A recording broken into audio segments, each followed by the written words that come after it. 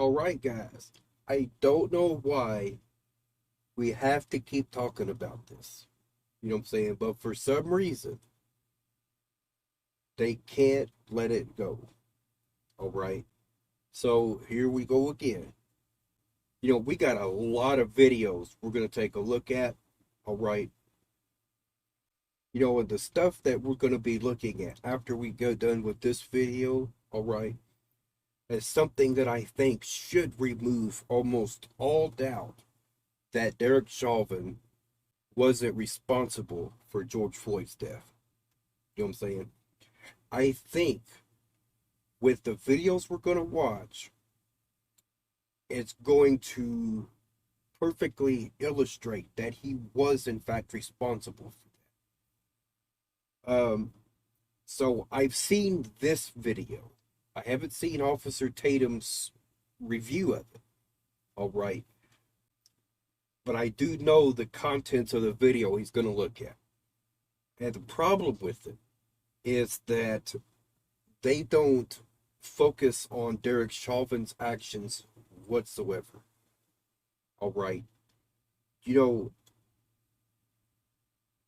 Just by illustrating the fact that George Floyd wasn't really a good person, that does not justify what he had happened to him. All right. And we have to stand against that type of mentality. If we say to the police officers, as long as it's a bad person, you can do to them whatever you want, you won't get in trouble, no one's going to say anything. If we get to a point in our society where that can happen, what happens when they're wrong?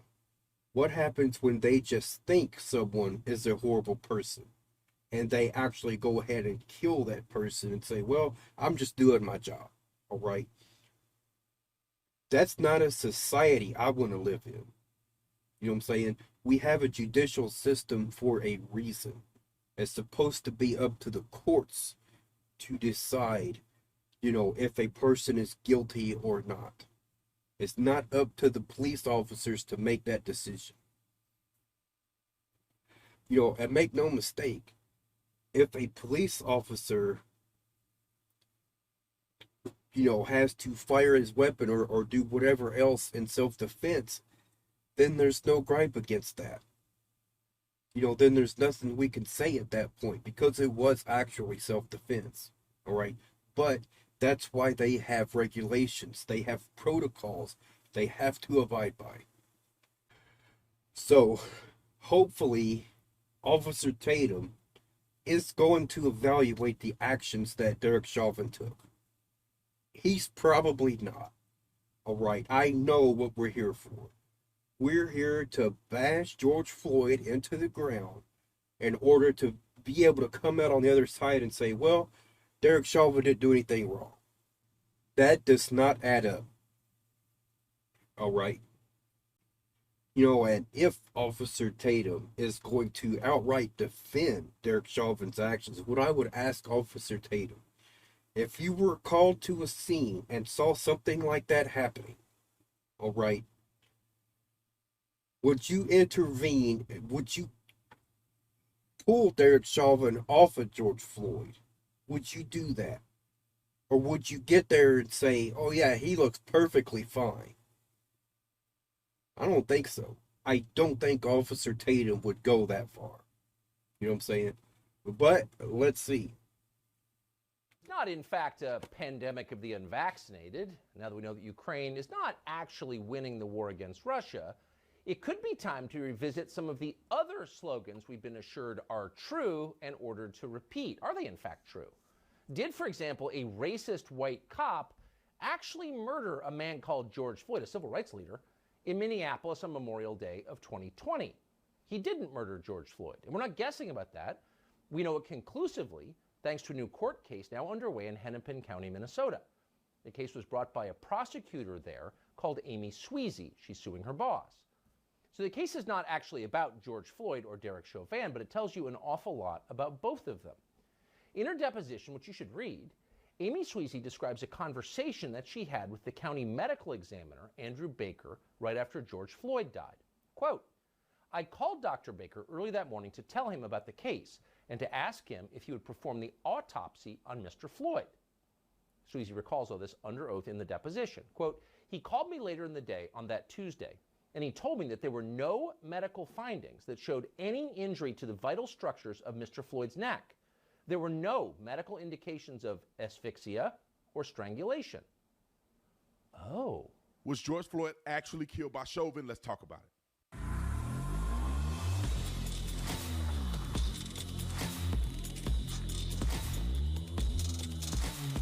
This video is brought to you by freedomuniversity.com. Freedomuniversity.com is my wife's new store. She got all the cool merch. People have been begging her to put California on the shirt because she originally had Los Angeles run by Democrats. But people are like, California run by Democrats. People are asking her to make every single state run by Democrats. She may do it. Well, that's not divisive at all. You know what I'm saying? I mean, what if someone had somewhere ruined by conservatives? And y'all know y'all would get really ticked off about that, right? You know what I'm saying? Down the line, but if you go to the link in the description section, it says shopfreedomuniversity.com. Shopfreedomuniversity.com, and you can get one of these shirts. Like and subscribe to the channel. Y'all already know. Shop Freedom University. As long as you're a conservative, right? Then you get all the freedoms and freedom of speech and all that. But as soon as you're not a conservative, now they don't want to hear it. You know what I'm saying? Okay. Let's get into this. Ladies and gentlemen, I wanted to make a quick video about this George Floyd thing because just in recent news, there's information that have come out, and of course AP, Associated Press, and others have come out to try to debunk it as soon as possible. But what they did was they ended up making me go back and recovering something that I think most people are not talking about. Now, let me just say this very clearly. I wrote a book on policing in America. It's called Beating Black and Blue, Being a Black Cop in an America Under Siege. You can get that book on my store somewhere, or you can get it on Amazon, wherever you want to buy your books at. I say buy it for me because I can sign it and do all that other stuff. But anyway, I wrote a book about it, and in a section of my book, I talk about the George Floyd and Chauvin encounter. What I will say is that, I mean, it's obvious to me that Chauvin was doing something he shouldn't have been doing. And no cop in America would agree that you should kneel on a person that long. The guy saying he can't breathe. You do nothing to suffice that. You do nothing to render aid. You let him die, pee his pants, and you still don't get off the guy. At bare minimum, you did not render aid or did not see how the guy was doing when he was making that claim. Couldn't have said it better myself. You know what I'm saying? I think any cop in his right mind being on that scene and hearing that man say he can't breathe, whether he could or not, that's not, you know what I'm saying? That's not something a cop is going to take lightly, especially if they're in their custody. The simple thing is, he kept saying he couldn't breathe. People in the crowd kept telling them, he can't breathe, you're killing this man, and they still did nothing to stop it. Now, I think Officer Tatum is probably going to push the narrative that, well, this wasn't his intention. He wasn't actively trying to kill George Floyd. Well, here's the problem with that. If you go and watch the video, as George Floyd is struggling and moving around, you can see Derek Chauvin pick up on the bumper in order to get more leverage, to put more pressure on his neck. All right. And the videos we're going to look at here in a few minutes is going to perfectly illustrate why that was so dangerous and reckless. To the point, in my mind at least, that it clearly shows that his intention was set on murder. All right. So Chauvin was an idiot in my book. But does that mean that the court ruling was what it should have been? Does that mean that Chauvin should have went to prison for the charges that they accused him of, or was this a racket? Now, let me say this. Your boy George Floyd was a criminal. Everybody knows he's a criminal. I don't think it gets him off the hook either because Chauvin was doing something he shouldn't have done. George Floyd was also doing something he should have done. I call it the tale of two idiots. But let's talk about this recent news that have come out. Now, I searched the internet long and wide. Now, that is a fair enough point, and I like the fact that he's at least, I think at least trying to take an unbiased approach here instead of what I got earlier, which was because George Floyd was a bad person, that means that the cops were perfectly justified in everything they did. They were doing their jobs. All right. I can't even begin to explain how wrong that was. I couldn't find anything about this. I couldn't find anything except for Associated Press article that they are attempting to want to debunk. They're not giving you information. They're just the article is just made to debunk. So let me make This was part of the trial. I'm pretty sure. Now, I could be wrong. I haven't watched the whole trial, but that's something we're going to do. All right. I'm pretty sure the first autopsy report was in the trial. That was the first, you know, as far as the autopsy goes, that was the first thing they saw and heard was from the original examiner. So what they did was they got a second opinion from a different expert. Now, it's been a long time since I've went through this, but to my understanding, which I don't mind being wrong, I'm going to say that now. If I'm wrong, I literally don't care. We can we can figure out any point I make that's wrong, and we can identify it and correct it. You know what I'm saying? I don't care to be wrong. I care to bring out whatever I see, and then we can talk about it and have a discussion about it. You know what I'm saying?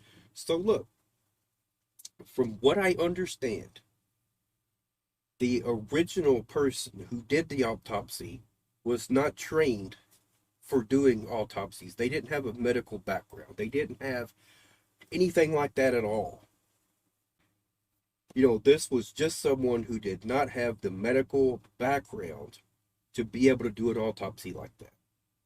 That's to my understanding. Now, I could be wrong. Maybe they were fully certified, and maybe their report's the one that's right. All right. I fully accept it. I might be wrong when I said that. But that's what the comment section's for. If you guys can find other information that clearly proves me wrong, I'm listening and I'm waiting for that. You know what I'm saying? it bigger so you guys can see it and possibly read it as well. But the entirety of this article is to debunk the idea of George Floyd's autopsy. So it says George Floyd's autopsy report is not new, does not say he died of an overdose. Now, I want you guys to consider this because we do this and make these ignorant claims on our side as conservatives, listening to people that don't do their homework, and then we end up looking crazy. But what I will say is this. It says the autopsy or whatever, it makes the claim, and it says that the fact check is that the social media users have been sharing pages of the 20 page of the autopsy report, which also was released in 2020, is not anything new, which is true. It's not new. They released the report. And people are saying that there's new information in the report and that the report made mention, or people are just now being aware of a pulmonary, I think it's like cardiopulmonary arrest, which is a heart attack. Well, not a heart attack, which is when your oxygen and your heart and that is not vibing together and it's insufficient enough to carry your body on to victory, you begin to die. Right? That means if your heart is not pumping enough oxygen, you're not getting enough intake of oxygen, the whole oxygen blood cardiovascular system is affected, and then therefore you will probably experience what they consider to be a cardiopulmonary arrest. Now, that's how he died. It didn't say from drug overdose or anything of that nature, but it also did not explicitly articulate that there was nothing else that could be ruled out. Now, I will say this. After reading this article, of course, it's biased and they're just making a claim. What it made me do is go back to another article that was written in 2022. And I began to read the article and I noticed something very, very suspicious in this article. If you go through, it talks about the autopsy and all of these things, and it says that the original medical examiner, which is Dr. Andrew Baker, has. Now, see, the key word there is original. You know what I'm saying? Reason why he said that is because he knows there were two different autopsies done. All right. It talks about the autopsy and all of these things, and it says that the original medical examiner, which is Dr. Andrew Baker, had said that the police officer subdued, restrained, and put neck pressure onto George Floyd, which caused him to have these side effects, or the side effect of cardiac arrest is because he was suppressed with his oxygen. His heart was enlarged, normal. That's a point that I was going to get to. You know what I'm saying? I got the videos pulled up. We're still going to get through them. It's going to perfectly illustrate, why what 𝕒𝕥𝕤 was doing was so dangerous to George Floyd's well-being. To put it simply, we have to think about it in terms of a blood clot. If you're ever curious why it is so bad to restrict the blood flow to your brain, go look at blood clots. Look at what happens when a certain area doesn't get the blood it needs. It's because of oxygen. Blood carries oxygen throughout the body. So here's what happened, essentially.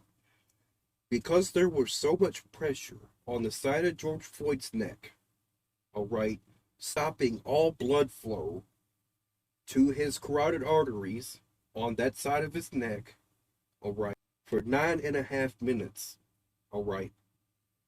Essentially, what was happening was he was being deprived of oxygen to his brain through the lack of blood flow. If there's no blood flow, there's no oxygen to the brain, all right? Or at least not enough to sustain life, because the other side wasn't affected. Of course, only one side had the pressure, all right? But it goes without saying, every part of your vascular system serves a purpose. Are bigger than a normal sized person, and therefore it needed more oxygen than the average person, which you can see right here. Okay, that's a fair point too. But what interested me more than any of this is this second part.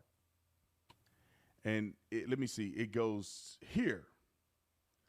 And they go on to say that Baker said his office received hundreds of calls.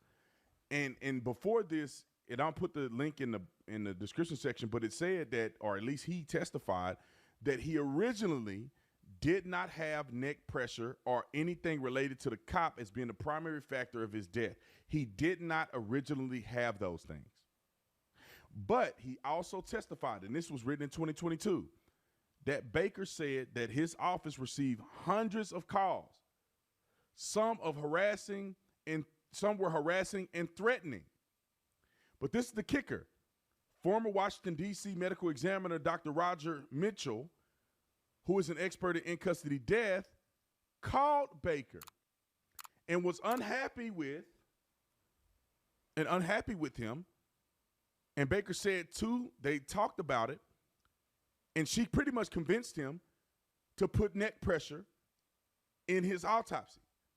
That's pretty much what it say right here. You can read it for yourself. I'll put the link in the description. I'll read it right here so you can see it just in case you don't have time to read it. It says, Baker said his office received hundreds of calls, some harassing and threatening. Former Washington, D.C. medical examiner Dr. Roger Mitchell, who is an expert on in-custody death, also called Baker and was unhappy. Baker said the two talked about neck pressure or compression, and Mitchell also planned to publish a critical op-ed in the Washington Post against him.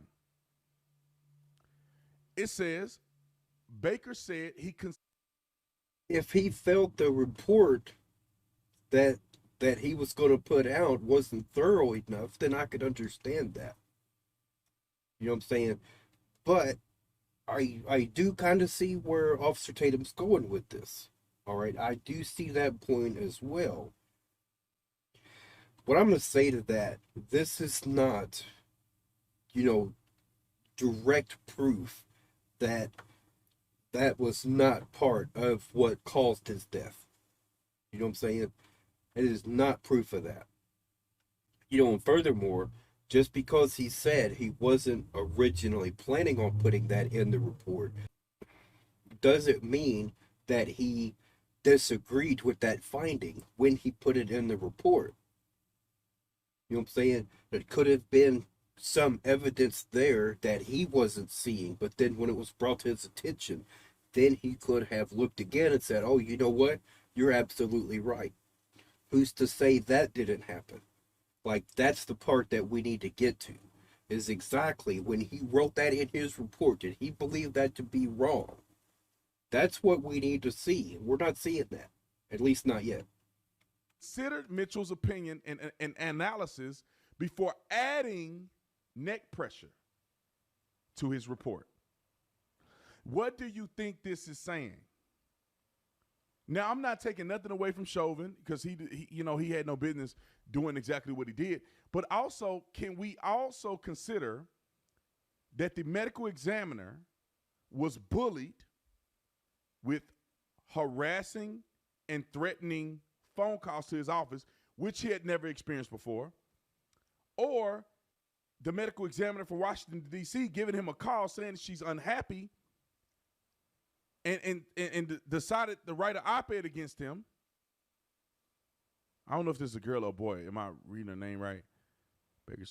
You know what? And even still, it is the medical examiner's job to put in the report what they find, not what they're pressured to say they found. You know what I'm saying? So that right there is falsifying documents, if that's what they're alleging. All right. Even if he was pressured to do it, that's no excuse to draw up a autopsy report and lie on it. You know what I'm saying? That is never going to be okay. So if that's actually what happened, then we got an even bigger problem. All right. You shouldn't ever be able to pressure a medical examiner to put something in the chart that they know was wrong. That's the part we need to get to. Right now, the only thing I'm seeing is they was unhappy. They told me my report should include this, and so I reconsidered it.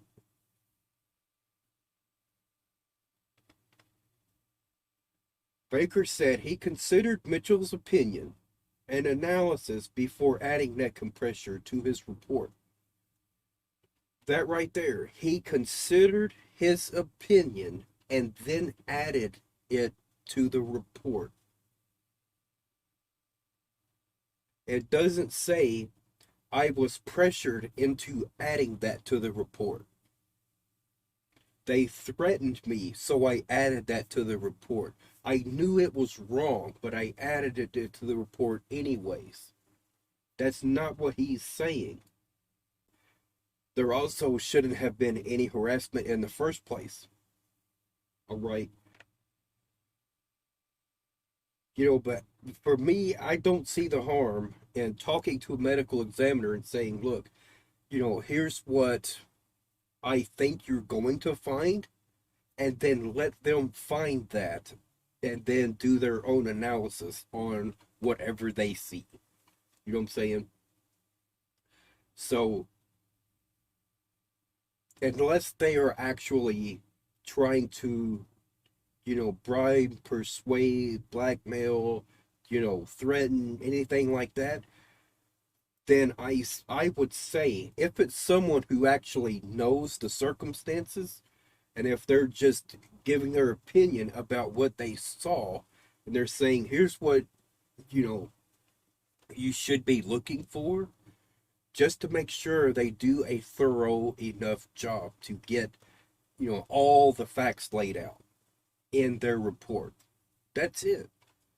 And there's nothing here, at least from what I've seen so far, to say I knew that was wrong when I put it in the report.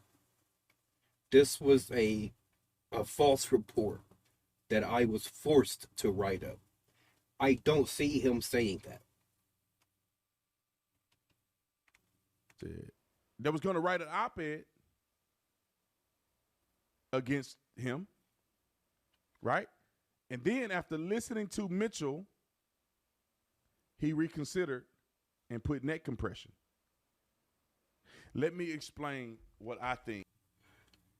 Is neck compression actually wrong to put in the autopsy report? Well, no. You know, we saw the neck compression happening. There is no doubt whatsoever about that. The only question is, did that directly correlate to his death? Happened. Chauvin, which he was being respectful at the beginning, after George Floyd began to ramp his behaviors up, Chauvin ramped his behaviors up, and I believe he was using force against, applying pressure against George Floyd. I think he was trying to show an example to the rookies, and he was feeding off of the crowd, and he knew that he wasn't applying enough pressure, that if he applied that same pressure to a normal person, it would be okay, right? I don't think he was kneeling on his neck and killing him. I think he was more so on his shoulder. That was a tactic that was trained in the Minneapolis Police Department, so he was not out of policy, and normally that would not have killed somebody. But with Okay, here's the misconception with this. And Officer Tatum, I really hope you watch this. All right. Look, this technique was in the protocols for dealing with suspects who are non-compliant. All right. It is something they can lawfully do to gain compliance. All right. But here's the problem. In the protocols, it does say that if a suspect is subdued and he's handcuffed, he is to be set up or put in a squad car or something. You do not squash a suspect who is handcuffed and in the prone position. All right.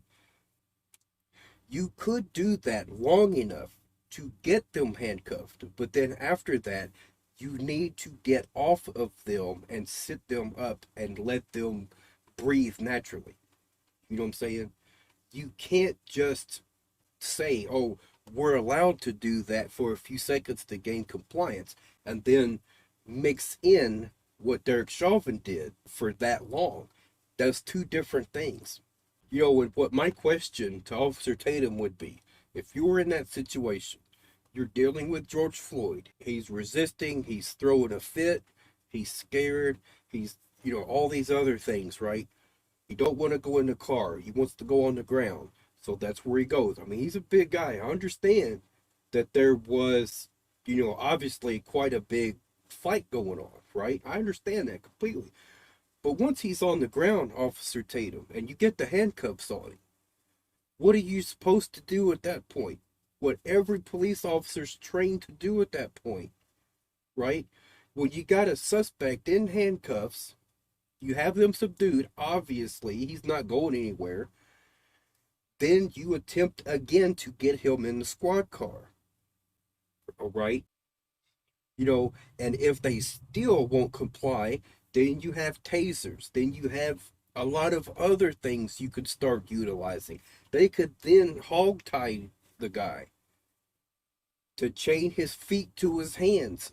You know what I'm saying? There was so many other things. But no, once he hit the ground, Derek Chauvin was tired of fighting with him and wanted to prove a point. This is what you do to bad guys when they don't comply. That's the takeaway here. You know what I'm saying? That's the takeaway. Him feeding off the crowd, which was probably ticking him off even more, and him trying to show and be an example to the rookies of how to control a suspect. Okay, he that's did fair it too enough. long. He did not believe George Floyd when he said he couldn't breathe. George Floyd probably couldn't breathe at that point, but he didn't believe him because everybody does this. Everybody lies. Everybody comes up with this idea of.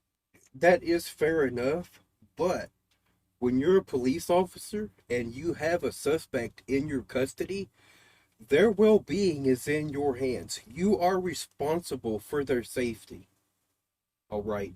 And hopefully Officer Tatum's not going to disagree with that. All right. You know, I'm sure if I have to, I can go and find uh, police procedures and protocols for when they have someone in custody. All right. At that point, as soon as you place someone under arrest or detain them, their safety is in your hands. You are responsible for their safety. All right. Of I'm going to make excuses to get out of this kerfuffle. However, George Floyd was probably experiencing cardiac incident because of resistance that he was giving the police officers, mixed with all of the toxic, murderous drugs that he had ingested into the system. All of that combined together began to make him go into cardiac arrest, or they call it cardiopulmonary arrest. That means that he's not getting enough oxygen. It's not enough blood oxygen pumping through his body. All the more reason for all those cops to provide medical aid to George Floyd.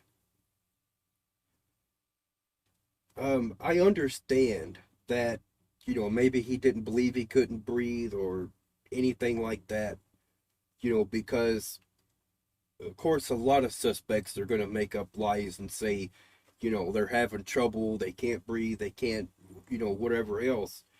Uh, take me to the hospital, what I'm saying, that kind of thing. I get that, but at the same time, if you are physically restraining someone, right, and you have your knee on their neck, someone else on his back, then someone else on his legs, and then he's going to say he can't breathe, well, guess what? You're responsible to make sure that he's lying. You're responsible for that. You know what I'm saying? And furthermore, I don't believe that he thought that he was lying. I don't believe that at all. I think he knew George Floyd could not breathe. And I think that was his intention.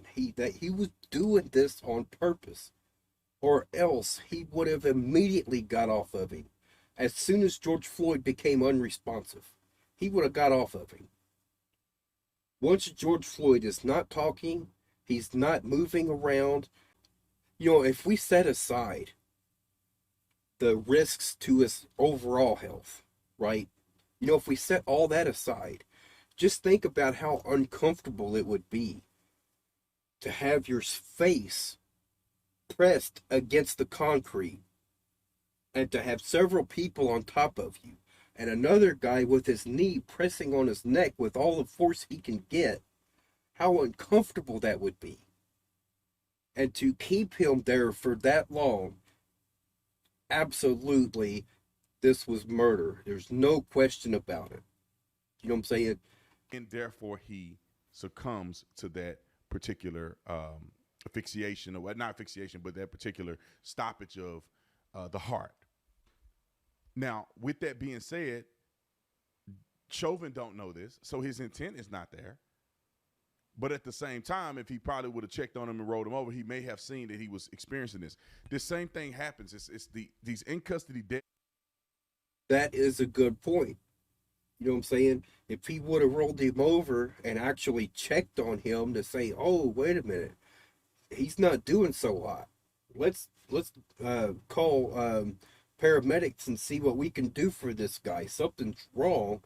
I don't want to be responsible if something bad happens to him." Because that's exactly what happened. Something bad happened to George Floyd, and he was responsible, along with everyone else there who had an ability to intervene and stop it from happening, and they did nothing. And they call it excited delirium in a lot of other situations. That's when you take a drug that makes you extremely high, like it gives you extreme high, and you become invincible. But then when you start crashing, your body starts crashing all the way down to cardiac arrest. That means that you became superhuman, But then when your body when that start wearing off and the adrenaline start wearing off, the body starts to depress all the way to cardiac arrest. That means everything is slowing down in recovery all the way to the point of death. Now, I don't know why they didn't call this excited delirium, but this is very similar to excited delirium. You got some substance in your body, and the trigger of resisting arrest caused your body to go into this episode. The same thing happened to the big dude in New York. I can't breathe. I can't breathe. It's the same thing that happened to him. They begin to use force against him, and then his body and all of the contributing factors caused him to go into a cardiac incident. It wasn't necessarily the police's fault. It was his fault for resisting. That resistance led the body to react. The body then reacted negatively. In George Floyd's case, because he had an enlarged heart, something that's bigger and unprecedented to other people's heart, he needed more oxygen than normal. So that level of laying prone and that level of resistance and probably not having enough oxygen to breathe, maybe him also taking those drugs and over-exaggerating his experience, caused him to go into cardiac incident. But a lot of people are upset about this. I don't think there's anything new. They already litigated this in court, but I do think it exposes that this wasn't as clear-cut as people may think it was. It does expose that. That is a fair enough point to make. You know what I'm saying? Fair enough. It's obviously a really complex case.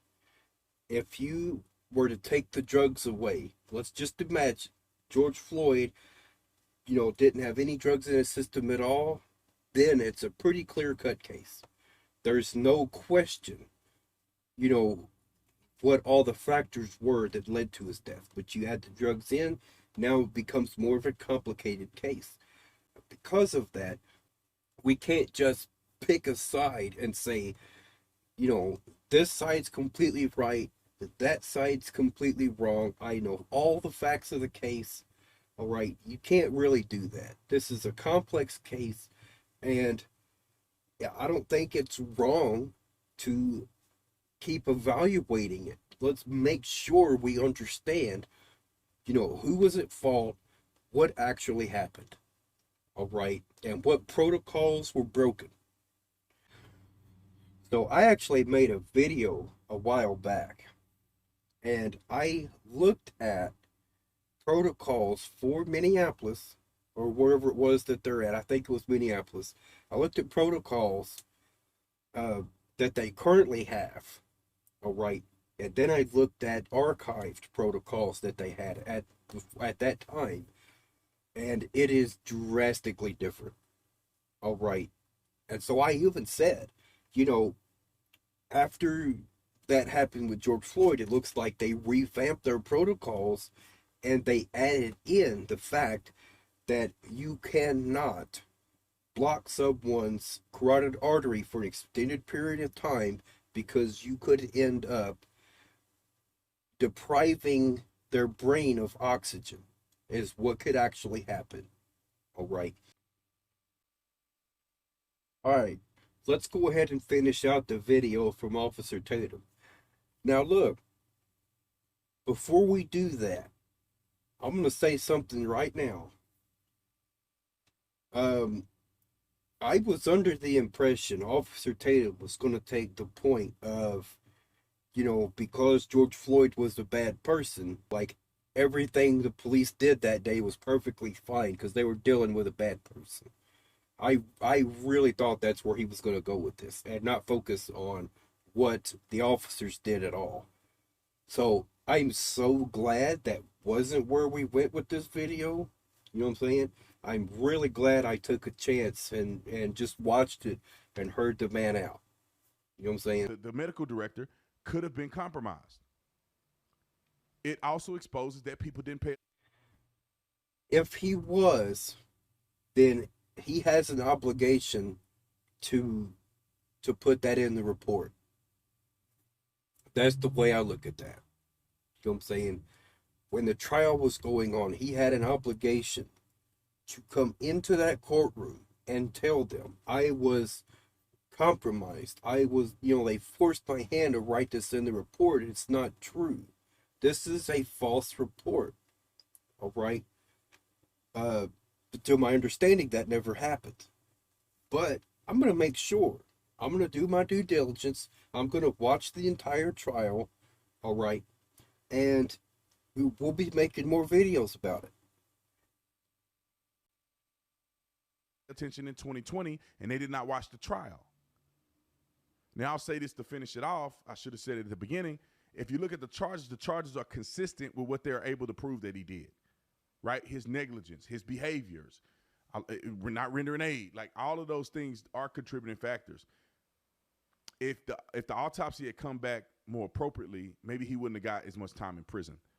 But at the same time, Chauvin does have responsibility in this. But the primary action, the kneel on the neck, you kneed on his neck till he died, I don't think is what necessarily causes death. I think the contributing factors, the initiation of that inertia of the physical body going through trauma caused his already messed up body, his already drug-induced body to start to go down a path of no return.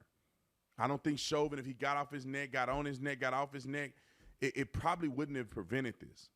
But what it would have shown is that Chauvin attempted to render aid. Chauvin attempted to act in good. If he would have done anything at all to render aid to George Floyd, he would not be in prison right now. There's no possible way. All right. If he had got off of him, set him up, talked to dispatch, okay, here's the symptoms. Here's what's going on. Here's what I'm seeing. What can we do to help him while you guys are coming? All right. You guys need to get here quick because he ain't looking so good. You know what I'm saying? He's not breathing very well. We need to get help for him like right now. You guys need to get here. He's like getting ready to pass out. If that conversation had taken place and if he had actually followed recommendations from the paramedics, all right, none of this would have happened. I don't think he still would have died. I really don't.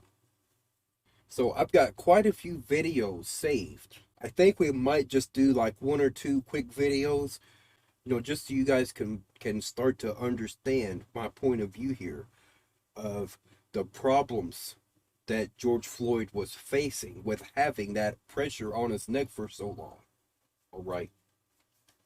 So now we're going to look at blood clots. All right. Because, essentially, that's what we're looking at here. When that pressure was applied to George Floyd's neck, that was a blood clot. He was restricting blood flow, which is exactly what a blood clot does. It restricts blood flow. He was restricting blood flow to that side of his neck. All right. So what I'm hoping to explain to you guys now is why that was such a problem. Why that was a big issue.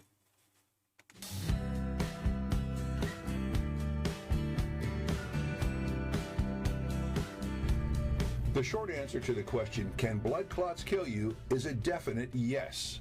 Blood clots happen when blood thickens and clumps together in a gel-like or semi-solid state. A clot, or thrombus, that forms deep in a vein can break off and travel through the bloodstream, blocking circulation to critical organs. When a loose clot, called an embolus, travels... Now think about the phrase he just said there. Blocking circulation to vital organs. Like your brain, for example. Your brain needs circulation so that it can function properly. If you restrict blood flow to the brain, you are restricting oxygen from the brain. All right? That is what blood's job is to do, is to deliver oxygen throughout your body. All right? To the lungs, it can cause serious damage or even death. This condition is known as a pulmonary embolism, or PE. As many as 900,000 people a year in the United States alone are believed to die from pulmonary embolisms. Most deep vein blood clots occur in the lower leg or thigh, but they can occur in other parts of the body. But clots that form in veins closer to the skin surface won't break off and cause a PE. Blood clots in the thigh are more dangerous because they're more likely to break off and cause a pulmonary embolism than clots in the lower leg or other parts of the body. There are a number of reasons blood clots form. They can happen when there's damage to a vein's inner lining resulting from injuries caused by physical, chemical, or biological factors. Surgery, inflammation, and certain immune responses can also cause blood clots. And they can also happen if you're ill and must lie in bed a lot, or if you're sitting in one place for a long time, as when traveling. Sometimes blood clots can form for unknown reasons. The purpose of this video has been to provide quick, basic answers to the question, can blood clots kill you? For additional information, see links to related resources below the video screen. But remember, you should always rely only on a doctor to diagnose any symptoms you may be experiencing. Oxygen's surprisingly complex journey through your body.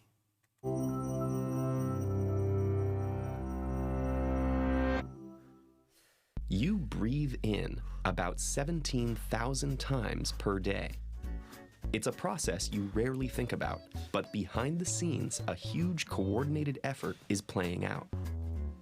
Your vital organs, the gut, brain, bones, lungs, blood, and heart, work together to sustain your life by delivering oxygen to tissues throughout your body.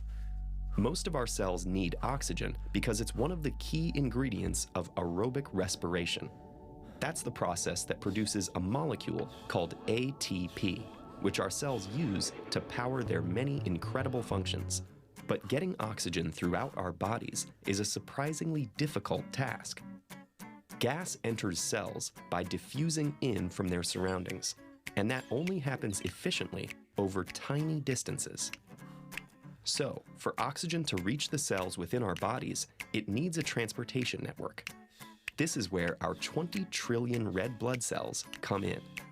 Each one contains about 270 million oxygen-binding molecules of hemoglobin, which is what gives blood its scarlet hue.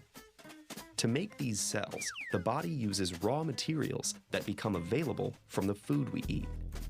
So in some ways, you could say that oxygen's journey through the body really begins in the gut. Here, in an amazing display of mechanical and chemical digestion, food gets broken down into its smallest elements, like iron, the building block of hemoglobin. Iron is carried through the cardiovascular system to the body's hematopoietic tissue. This tissue is the birthplace of red blood cells, and it can be found enclosed within our bone marrow cavities. The kidneys regulate our levels of red blood cells through the release of erythropoietin, a hormone which causes marrow to increase production. Our bodies churn out roughly 2.5 million red blood cells per second, a number equivalent to the entire population of Paris, so that oxygen that makes it to the lungs will have ample transportation. But before oxygen can even reach the lungs, the brain needs to get involved. The brainstem initiates breathing by sending a message through your nervous system, all the way to muscles of the diaphragm and ribs.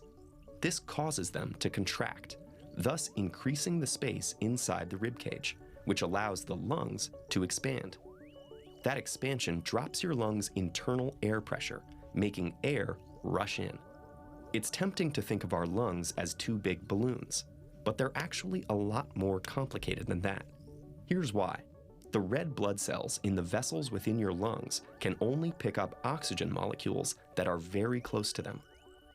If our lungs were shaped like balloons, air that was not in direct contact with the balloon's inner surface couldn't diffuse through. Luckily, our lungs' architecture ensures that very little oxygen is wasted. Their interior is divided into hundreds of millions of miniature balloon-like projections called alveoli that dramatically increase the contact area to somewhere around 100 square meters. The alveolar walls are made of extremely thin, flat cells that are surrounded by capillaries. Together, the alveolar wall and capillaries make a 2-cell thick membrane that brings blood and oxygen close enough for diffusion. These oxygen-enriched cells are then carried from the lungs through the cardiovascular network, a massive collection of blood vessels that reaches every cell in the body. If we laid this system out end to end in a straight line, the vessels would wrap around the Earth several times. Propelling red blood cells through this extensive network requires a pretty powerful pump, and that's where your heart comes in. The human heart pumps an average of about 100,000 times per day, and it's the powerhouse that ultimately gets oxygen where it needs to go, completing the body's team effort. Now think about that. That statement right there, I think, it just perfectly illustrates what I'm trying to say. The heart is what pumps oxygen throughout the body. Because the heart pumps the blood that carries the oxygen. You know what I'm saying? Just think, this entire complex system is built around the delivery of tiny molecules of oxygen. If just one part malfunctioned, so would we. Breathe in. Your gut, brain, bones, lungs, blood, and heart are continuing their incredible act of coordination that keeps you alive. Breathe out.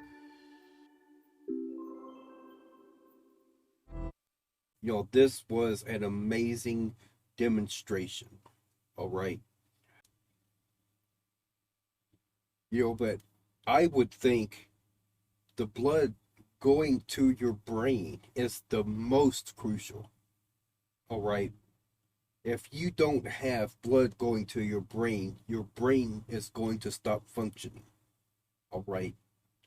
And what your brain is doing, like they just said in this video, is controlling blood flow throughout your body, delivering oxygen throughout your body, keeping everything functioning the way it's supposed to.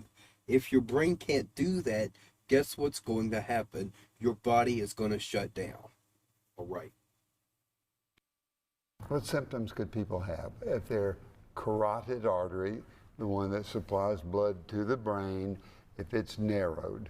If it's just narrowed, usually again asymptomatic, which is why it's dangerous. If it has plaque in there that is breaking off and going to the brain, then you have mini strokes, or what we call TIAs. You can have numbness in the face, difficulty speaking, numbness or weakness on one side of the body, trouble with your vision in that eye in particular, which we call amaurosis.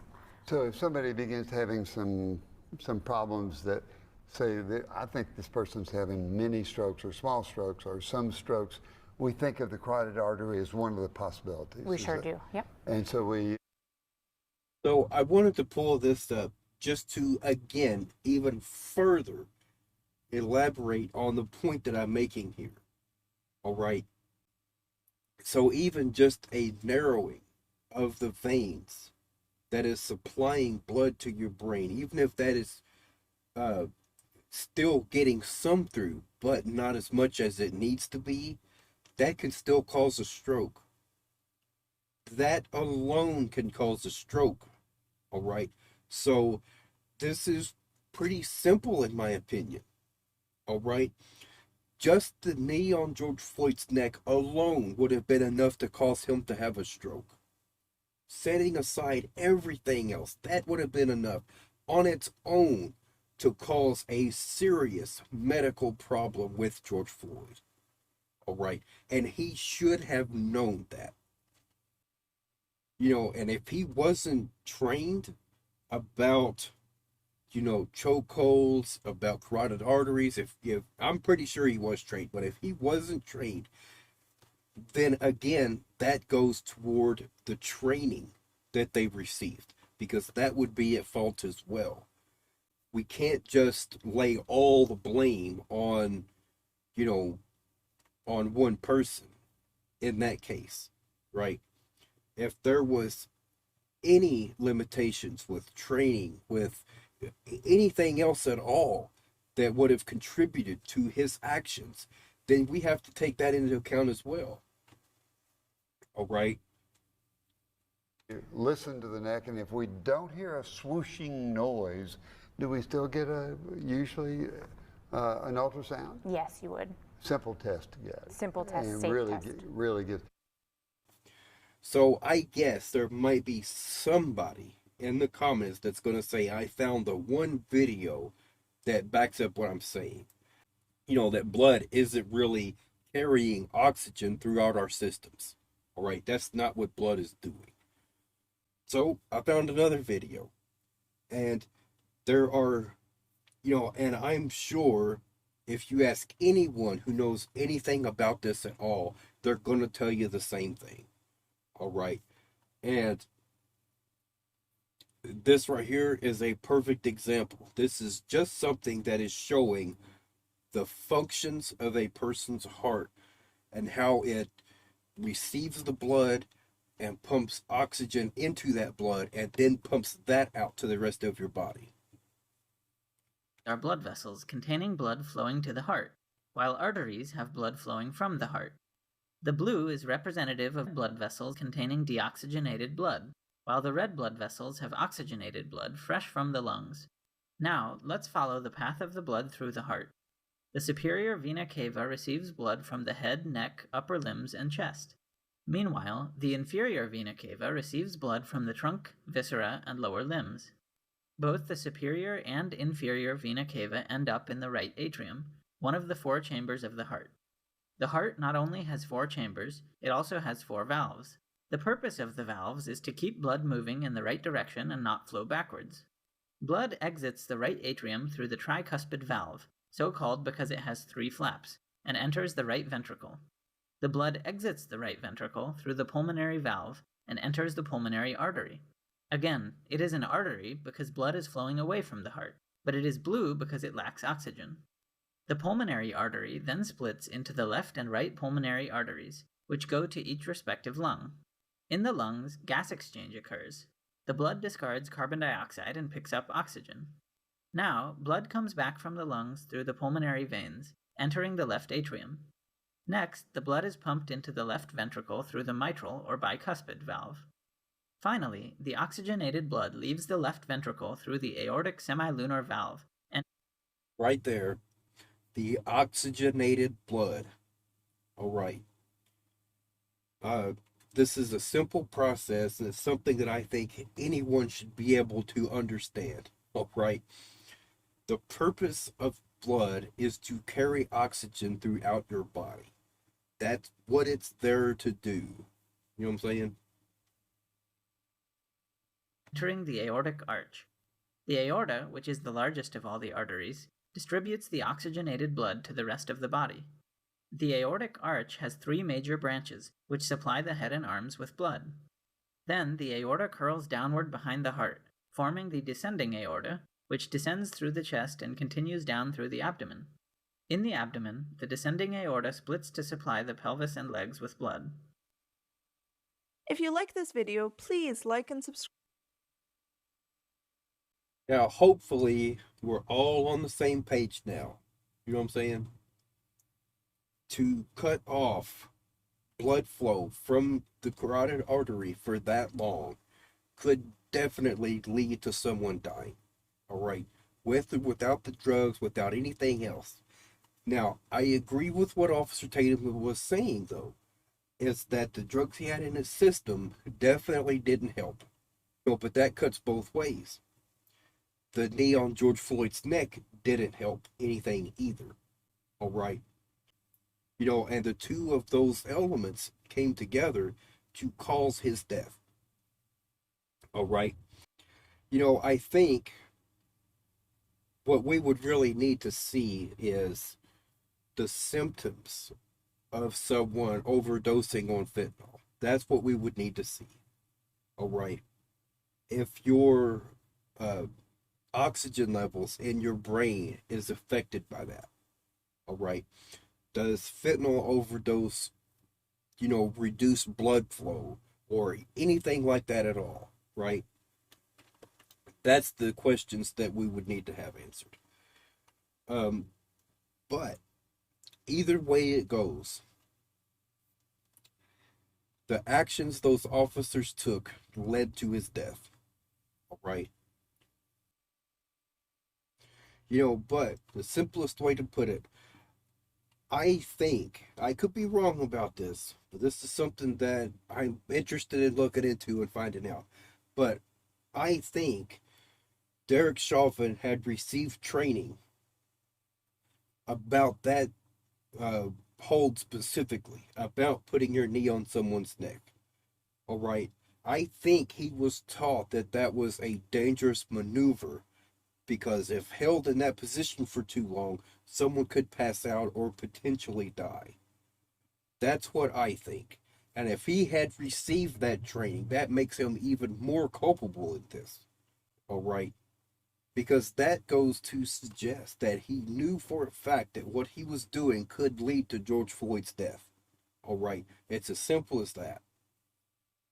And, if he was actually worried about George Floyd's well-being to any degree whatsoever, he would have got off of him. He would have been calling for paramedics. He would have been talking to paramedics. Here's the situation. Here's what he's doing. He's laying on the ground and he's his speech is slurred. It doesn't look like he's breathing very well. What do we need to do for him? If he would have done any of those things and George Floyd still died, then guess what? He's not culpable anymore. He's not responsible anymore because he at least did whatever he could. You see what I'm saying? But he didn't.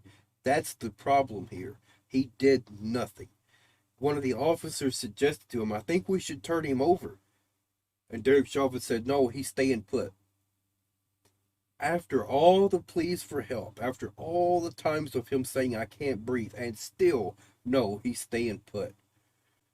You didn't give a crap whether he could breathe or not. And you know it. You know what I'm saying? And that is exactly why I'm saying that was the intended outcome. Because like I said, you can watch him. You could see George Floyd struggling and trying to get up, trying to move at all. And Derek Chauvin grabs the bumper, pushes up on it to get more leverage on George Floyd's neck. All right. So there's no question about it. He wanted as much pressure as he could get on George Floyd's neck because he knew that was depriving oxygen to George Floyd's brain. All right. And a brain cannot function without oxygen. And for the last point, I want you to really take in one of the last videos we just watched. Even reducing the amount of blood flow to the brain, even by a little bit, is enough to cause a stroke. All right. So there's no question he knew what he was doing was dangerous. And he still did it. He still did it knowing what he was doing was dangerous, even though the crowd was telling him, George Floyd was telling him, you're killing me, all right? And he still did nothing about it, all right? Derek Chauvin is responsible. All the other cops are also responsible because they stepped back and let it happen. The only bit of lenience I would give is to the one cop who made the one suggestion, I think we should turn him over. He should get less of a sentence because for one moment he showed some degree of humility, some degree of, wait a minute, something's wrong. But he didn't stick to his guns. He didn't tell Derek Chauvin, you need to get up off of him. Something is wrong. You know what I'm saying? Simple as that. And I really don't care that he was a rookie. He wasn't a rookie at life. He could hear what the people in the crowd was saying. All right. He can't breathe. You're killing him. He could hear that. And I think that's what prompted him to say, I think we should turn him over. So he knew that what he was participating in could end up being a murder. There's no way he didn't have that in his mind. And he still did nothing. So therefore, he's not as responsible, but he still has a lot of responsibility. You know what I'm saying? Let anyone be put in that situation. If they don't want to look like a murderer, they're going to do everything they can to show people like, look, I'm not doing this to him. He's having an episode. Something else is going on here. I'm not responsible for this. All right. That's what would have happened if that wasn't the intended outcome.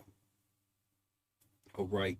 𝕒𝕤𝕠𝕦 is not innocent. He is exactly where he needs to be. So look, to put this in the simplest way possible, just because George Floyd did a lot of messed up stuff does not mean the cops who killed him weren't responsible, because they were. They were responsible for it. All right, guys. So look, if you guys, disagree with me, that's perfectly fine. Put in the comments and let me know why. All right.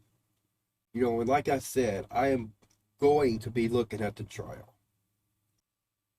And we're going to be doing videos on the trial. So the way I'm going to do it, I'm going to do a video and we're going to go through at least portions of the opening statements. All right. Then I'm going to start watching the trial on my own. And then if anything important comes up, any part of that, then I'll watch parts of that. And then we will continue to have the discussion. All right. So that's the way we're going to do it. So, all right. That's it for now, y'all.